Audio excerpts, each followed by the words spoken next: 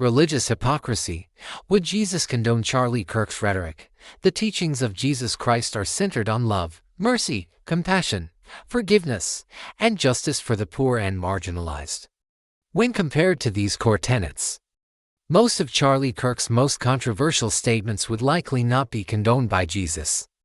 Hypocrisy is the great evil we must fight against. While Charlie Kirk was vocal about his Christian faith and consistently upheld socially conservative positions that align with some traditional Christian doctrines, such as his strong opposition to abortion, his rhetoric on social and racial issues often stands in direct contrast to the gospel's ethical framework. Number 1.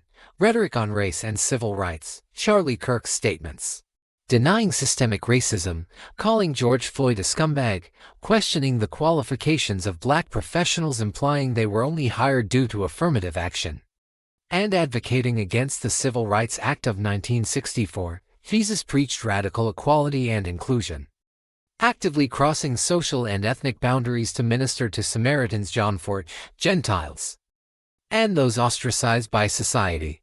His central command is to love your neighbor as yourself, Mark 12:31, and to be a voice for the oppressed, Luke 4:18. Rhetoric that promotes racial division or disparages a group based on race would violate the fundamental principle of neighborly love, making Charlie Kirk and those that stand by his words hypocrites, the very evil we must fight against. Number 2. Views on gun deaths and violence. Charlie Kirk's statements contrast with Jesus' teachings, stating that it is worth it to have a cost of, and fortunately, some gun deaths every single year to protect the Second Amendment.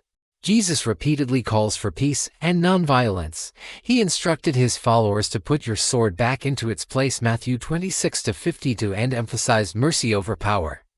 Allowing preventable deaths as an acceptable cost for a political goal contradicts the sanctity of human life and the call to be peacemakers, Matthew 5-9, suggesting that public executions should be televised and potentially required viewing as initiation.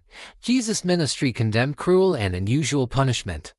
When the religious authorities sought to stone a woman caught in adultery, Jesus intervened and challenged their judgmentalism, saying, "Let any one of you who is without sin be the first to throw a stone at her," John 8-7. His emphasis was always on redemption and mercy, not public spectacle and initiation into violence. Charlie Kirk and his ilk do not believe in so-called Jesus because they are charlatans. Number 3.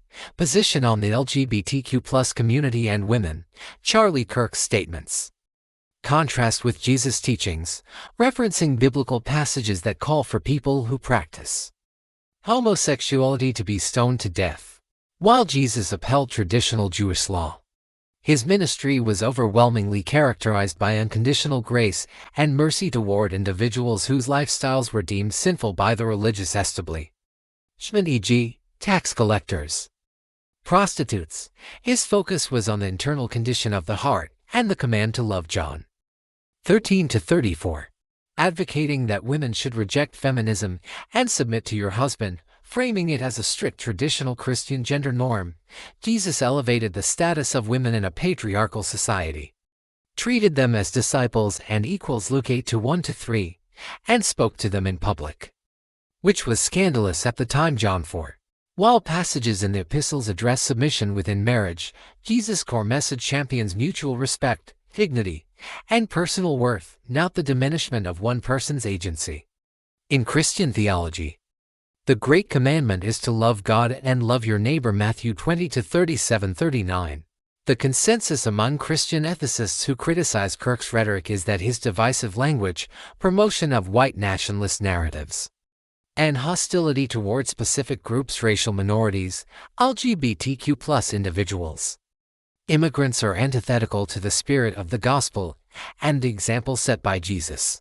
His adherence to conservative policy positions like being anti-abortion aligns with the views of many Christians, but the tone and substance of his controversial rhetoric would be difficult to reconcile with the biblical call for mercy, humility, and unconditional love for all humanity.